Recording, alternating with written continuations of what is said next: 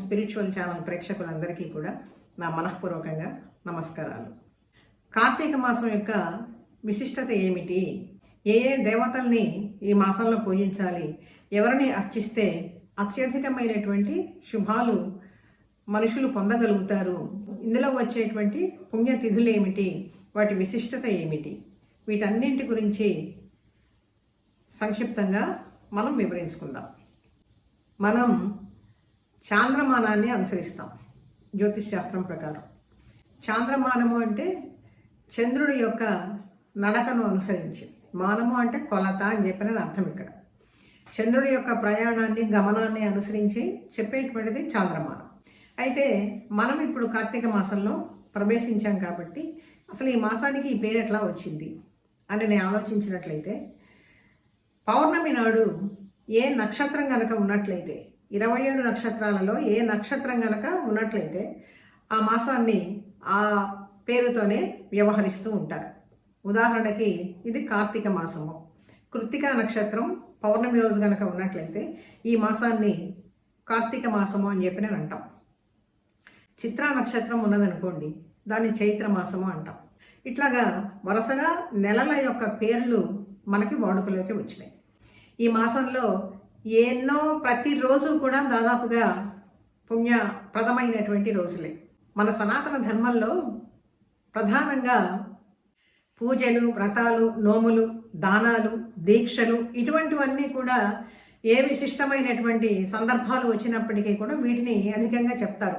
అలాగే స్నానాలు, పితృతర్పణాలు ఇటువంటివన్నీ కూడా చెయ్యటానికి చాలా చాలా అత్యధికమైనటువంటి ఫలితాన్ని ఇచ్చేటువంటి మాసం కార్తీక మాసం. పాడ్యమి దగ్గర నుంచి పౌర్ణమి దాకా, తిరిగి మళ్ళీ అమావాస్య దాకా కూడా ప్రతిరోజు ఏదో ఒక పర్వదినం జరుగుతూనే ఉంటుంది. అసలు కృత్తిక నక్షత్రమే అగ్నిదీపం. అందుకనే మనం సుబ్రహ్మణ్యేశ్వర స్వామిని కార్తికేయుడు అని చెప్పి పిలుస్తాం.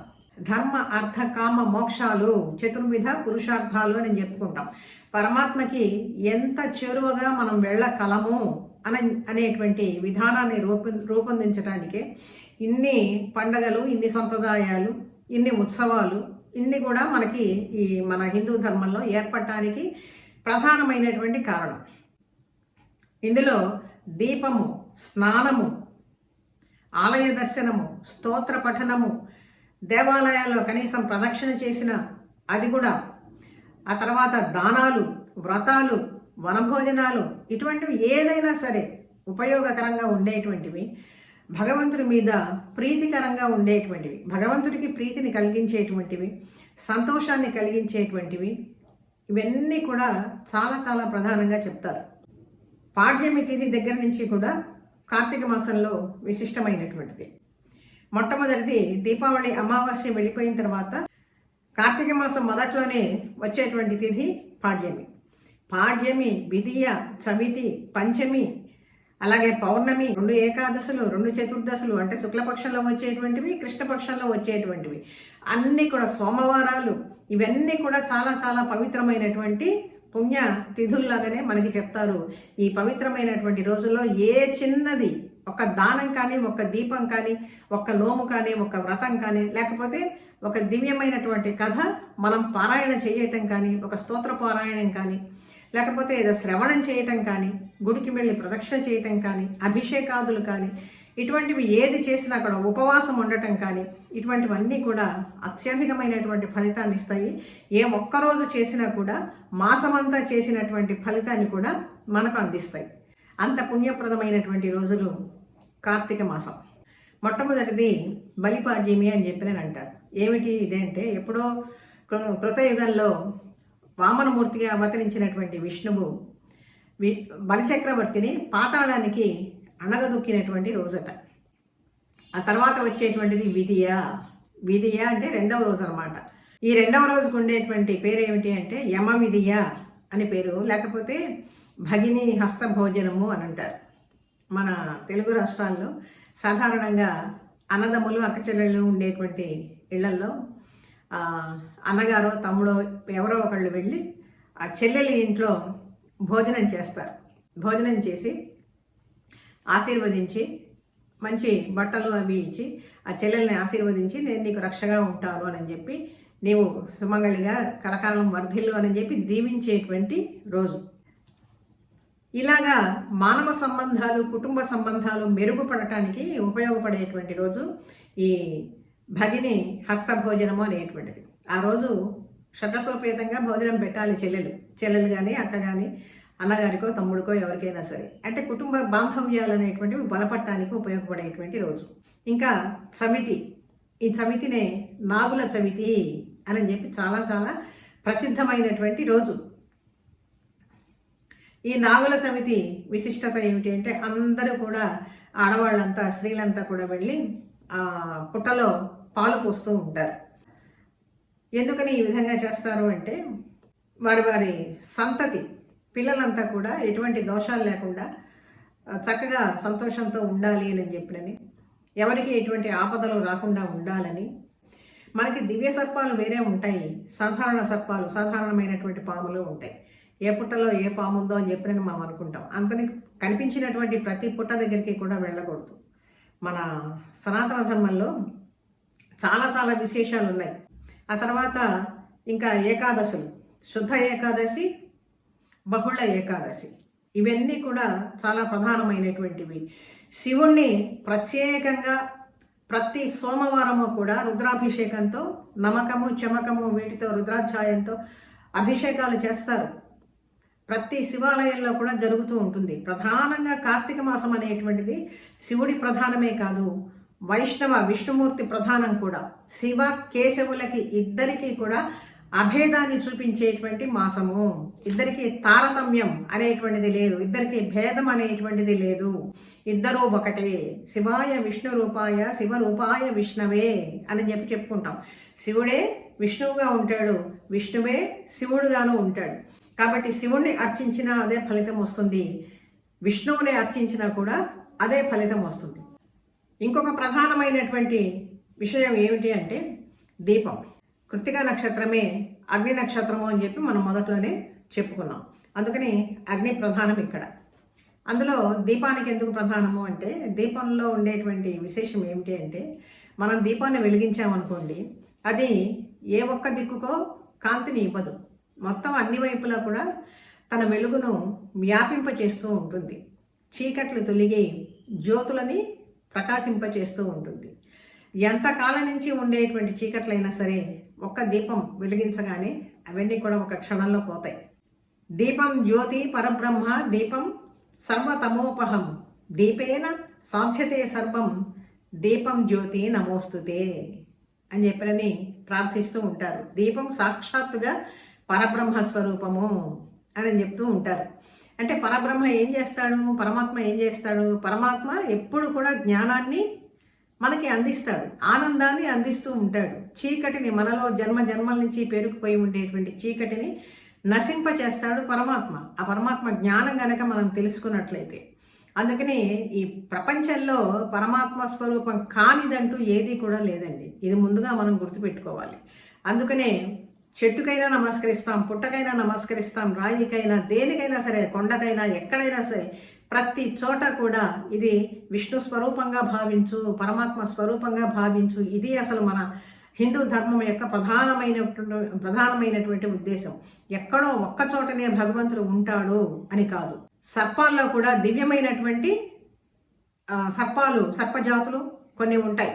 అందుకని ప్రతి దానిలో కూడా విశేషంగా పరమాత్మని గుర్తించాల్సినటువంటి బాధ్యత మన మీదనే పెట్టాడు. నేను అంతా వ్యాపించి ఉన్నాను, తెలుసుకోవాల్సినటువంటి బాధ్యత నీ మీద ఉన్నది అని చెప్పి వెతికి పరిశోధించి గ్రహించు నా తత్వాన్ని అని చెప్పి కృష్ణ పరమాత్మ చాలాసార్లు చెప్తాడు.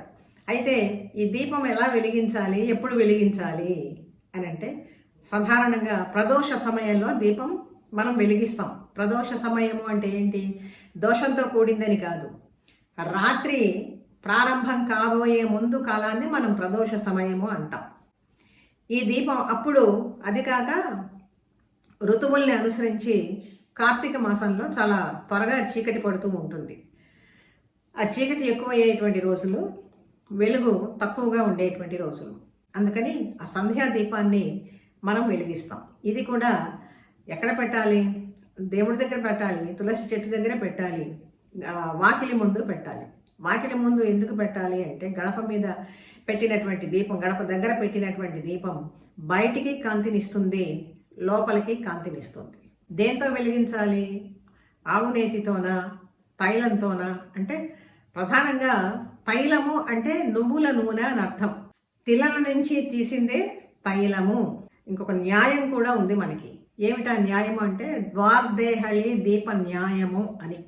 ద్వార్దేహళి దీప న్యాయము అంటే గడప మీద, ద్వారం మీద పెట్టినటువంటి దీపం బయటికి వెలుగునిస్తుంది, లోపలికి వెలుగునిస్తుంది. స్నానాలకు కూడా చాలా ప్రాధాన్యం ఈ కార్తీక మాసంలో. ఎందుకని అంటే వానలు వెనకపడతాయి.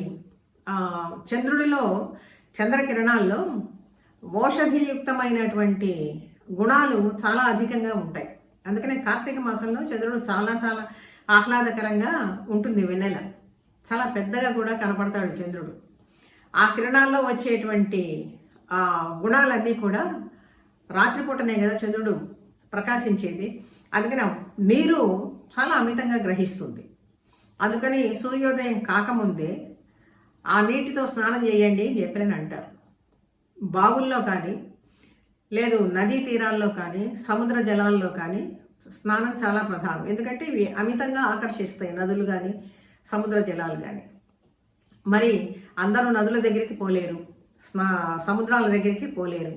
ఇళ్లలో ఏమో ఇప్పుడు ఎక్కడ కూడా బావులు లేవు, అన్నీ మనం పూర్తిగా క్లోజ్ చేసుకున్నాము, అంతా కూడా సిమెంట్ మయము. ఎక్కడో పైన ఓవర్ హెడ్ ట్యాంక్ నుంచి మన నీళ్ళు వస్తున్నాయి. మరి దీనికి ఎలాగా? ఓవర్ హెడ్ ట్యాంక్ మీద మూత ఉంటుంది. అట్లాంటప్పుడు మన బకెట్లో ఉండేటువంటి నీళ్లలోనే ఒక చిన్న తులసి దళం తీసుకొని గంగే చ యమునే చైవ గోదావరి సరస్వతి నర్మదే సింధు కావేరి జలేస్మిన్ సన్నిధిం కురు అని చెప్పి తిప్పుకొని ఆ జలంతో స్నానం కనుక చేసినట్లయితే ఇది కూడా గంగాది తీర్థాలతో స్నానం చేసినంతగా పవిత్రము అని చెప్పి పెద్దవాళ్ళు చెప్తూ ఉంటారు. ఇక ఉపవాసాలు కూడా, ఇది కూడా ఆరోగ్య ప్రధానమేనండి. నీటికి ఎంత మంచి గుణం ఉంటుందో ఈ ఉపవాసాలకు కూడా అంతే ప్రధానం. ఎందుకని అంటే ఇప్పుడు డాక్టర్లు కూడా చెప్తూ ఉన్నారు, ఏమిటి ఇంటర్మీడియట్ ఫాస్టింగ్ అని చెప్పినవి. ఈ తగినటువంటి ఆహారం కాకుండా అమితంగా కనుక తీసుకున్నట్లయితే మన పొట్ట జీర్ణ వ్యవస్థ కొంచెం ఇబ్బంది పడుతుంది. తద్వారా ఏదో ఫ్యాట్ అనేటువంటిది చేరుతుంది అని చెప్పి డాక్టర్లు చెప్తూ ఉన్నారు కదా. వీటిని కరిగించడానికి ఆహార నియమాలు కూడా ఈ మాసంలో చాలా ప్రధానం. సాత్వికమైనటువంటి ఆహారం తీసుకోవాలి, మనసును ప్రశాంతంగా ఉంచుకోవాలి. ఒక్క పూట తిని రాత్రిపూట గనక భోజనం చేయగలిగినట్లయితే చాలా చాలా శ్రేష్టము. ఇది నక్తము అంటారు. ఈ నక్తాలు చేసేటువంటి వాళ్ళు, ఆ విధంగా పరమేశ్వరుణ్ణి అర్చించేటువంటి వాళ్ళు ఈనాటికే ఉన్నారు. అందుకని ఇది మన ఆరోగ్యం కోసమే ఇన్ని పండగలు, ఇన్ని వ్రతాలు, ఇన్ని నోములు, ఎన్ని రకాలుగా చెప్పినప్పటికీ కూడా మనసు పవిత్రంగా ఉంచుకోవాలి. ఈ విధంగా చేసుకున్నట్లయితే కుటుంబ సంబంధాలు బాగుపడతాయి, మానవ సంబంధాలు బాగుపడతాయి. ముఖ్యంగా వ్యక్తి నుంచి కుటుంబం, కుటుంబం నుంచి సమాజము. కాబట్టి ఇవన్నీ కూడా చక్కగా ఉండాలి అంటే శరీర మాధ్యం ఖలు ధర్మ సాధనం అని చెప్పి పెద్దవాళ్ళు చెప్తారు. ఆర్యోక్తి. అసలు శరీరం అంటూ చక్కగా ఉంటే కదా నువ్వేదన్నా ఒక ధర్మకార్యం చేయటానికి.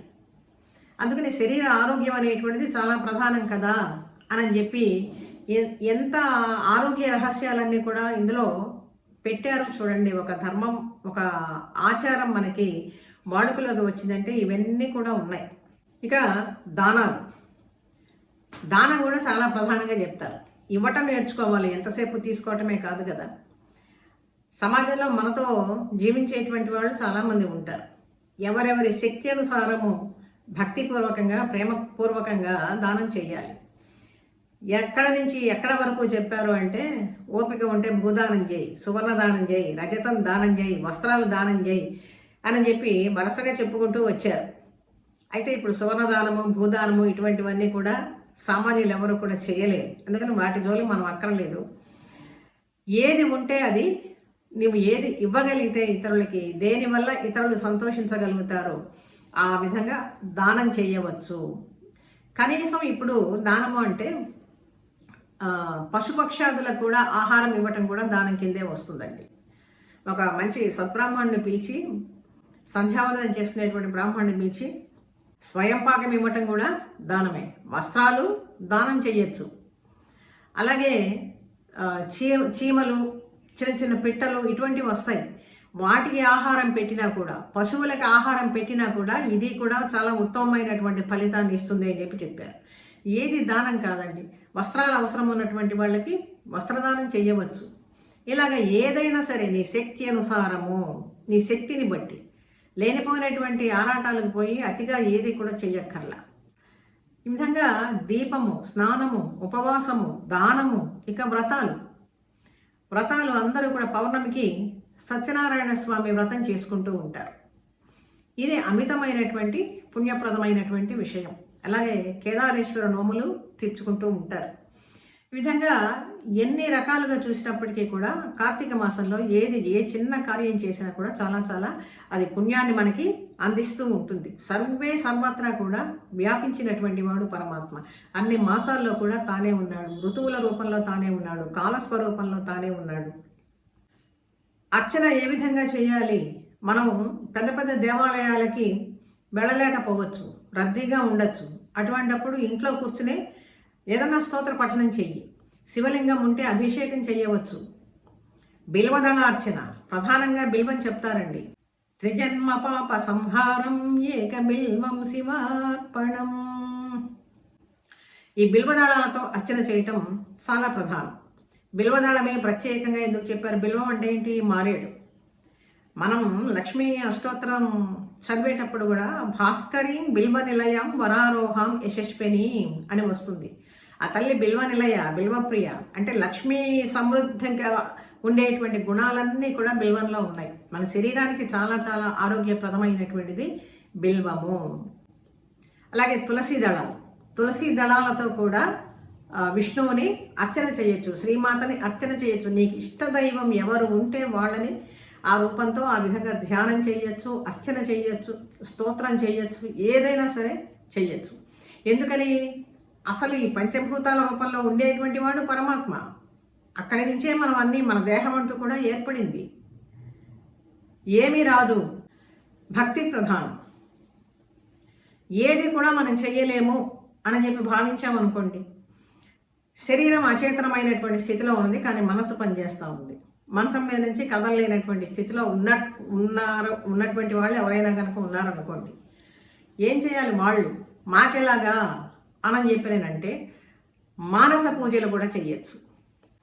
ప్రధానంగా లౌకికంగా ఏ విధమైనటువంటి అర్చన చేస్తే ఎంత ఫలితాన్ని ఇస్తాడో భగవంతుడు, మానసికమైనటువంటి అర్చన చేసినా కూడా అదే ఫలితాన్ని ఇస్తాడు. ఈ విధంగా వచ్చినటువంటివే మానస స్తోత్రాలు కూడా. శివ మానస పూజా స్తోత్రము ఉన్నది. రత్నై కల్పితమాసనం హిమజలై స్నానం చ దివ్యాంబరం నానారత్న విభూషితం మృగమద మోదాంకితం చందనం. మానస పూజ మనం చేసుకున్నా కూడా మనస్సులో కూడా నీకు ఇష్టమైనటువంటి అది నారాయణ స్మరణ కానీ, శివ స్మరణ కానీ, అమ్మవారి స్మరణ కానీ చేసుకున్నా కూడా అది కూడా అంతే ఫలితాన్ని ఇస్తుంది. కరచరణ కృతం వా కర్మ వా కాయజం వా శ్రవణనయనజం వా మానసం వా పరాధం విహితమవిహితం వా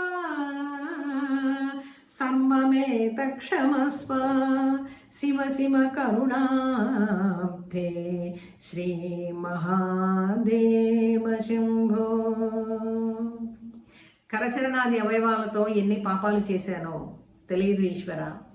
కర్మ వక్కాయ జంవ, కర్మతో ఎన్ని పాపాలు చేశాను, పనులు, వాక్కుతో ఎన్ని దోషాలు చేశాను, వీటినన్నింటినీ కూడా క్షమించు తండ్రి అని చెప్పి ప్రార్థించాలి. ఎందుకని ఈ విధంగా మానస పూజ కూడా చాలా చాలా ప్రధానమైనటువంటిది. ఎలా చేసినా కూడా భక్తి అనేటువంటిది ప్రధానమండి.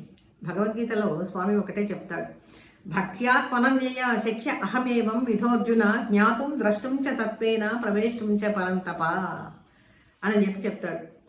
అనన్యమైనటువంటి భక్తితో నన్ను ఉపాసించినట్లయితే నా జ్ఞానం ఏంటో తెలుస్తుంది, నన్ను చేరుకోవడానికి నీకు మార్గం సుగమం అవుతుంది అర్జున అని చెప్తాడు.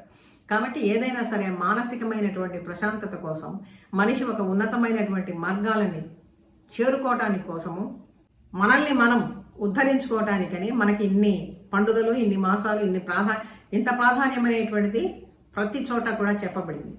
ఇంకొక విషయం కూడా మనం గ్రహించాలి. ఈ మాసంలో ఉసిరిక చాలా చాలా ప్రధానమైనటువంటిది. ఎందుకని అంటే ఉసిరికాయలో అధికమైనటువంటి సి విటమిన్ ఉంటుంది అని చెప్పి ఇప్పుడు డాక్టర్స్ కూడా చెప్తూ ఉన్నారు. 2 ఏళ్ల పాటు సి విటమిన్ అలాగే ఉంటుందండి ఉసిరికాయలు. ఆ ఉసిరికాయ దానం చేసే, ఎండిపోయిన ఉసిరికాయ దానం చేసి కాలడిలో ఆ తల్లి శంకరాచార్య స్వామి కనక ధారా స్తోత్రం చదవంగానే లక్ష్మీదేవి సంతోషించి కనక ధారలు కురిపించింది. ఉసిరికాయకి చాలా చాలా ప్రాధాన్యం. ఇది మన ఆరోగ్యపరంగాను ఎలా చేసినా కూడా, ఇది పచ్చడి పెట్టుకున్నా, ఊరగాయ పెట్టుకున్నా కూడా అందులో సి విటమిన్ అనేటువంటిది పోదు. అత్యధికంగా సి విటమిన్ పొందాలి అంటే, ప్రకృతి నుంచి మనం పొందాలి, న్యాచురల్గా పొందాలి అంటే ఉసిరికాయ ప్రాధాన్యం చాలా ఉన్నది. మనకి ఒక మాట కూడా ఉన్నది, కరతలామలకము అనేటువంటి మాట కూడా మనం వినే ఉంటాం. ఏమిటి కరతలామలకము అంటే? చేతిలో ఉసిరిక పండు ఉన్నట్లు అని.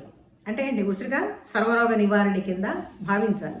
వాటికి ప్రతి విద్య కూడా, ప్రతి శాస్త్రము కూడా చేతిలో ఉన్న ఉసిరిక పండు లాంటిది అని చెప్పి, అంటే సర్వశాస్త్రాలు కూడా వాటికి చాలా అవలీలంగా తెలిసిపోతాయి అనేటువంటి అర్థంతో వాడతాం.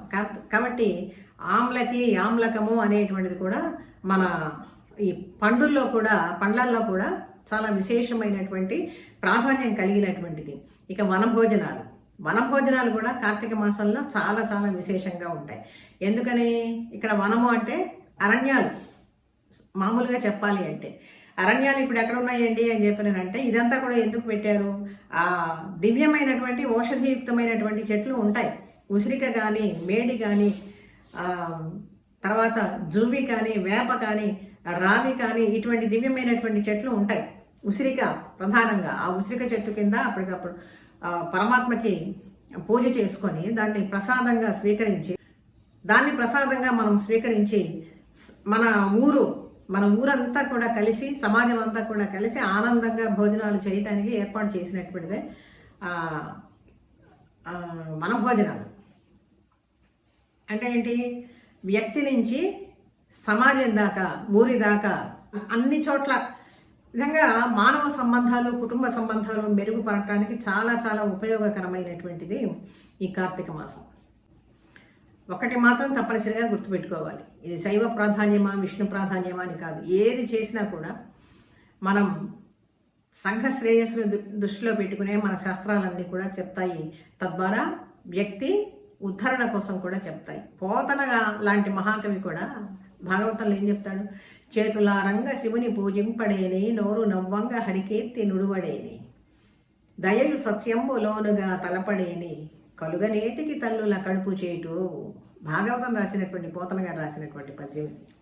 కాబట్టి హరులు ఇద్దరు కూడా ఒకటే, శివుడు కేశవుడు ఒక్కటే అని చెప్పి భావించుకుంటూ ఈ కార్తీక మాస ప్రాధాన్యాన్ని గురించి స్థూలంగా వివరించుకున్నాము. విశేషంగా చెప్పాలి అంటే ఇంకా చాలా చాలా ఉన్నాయి. ఈ అవకాశం నాకు ఇచ్చినటువంటి CVR ఛానల్ యాజమాన్యం వారికి ధన్యవాదాలు తెలుపుకుంటూ ఉన్నాను.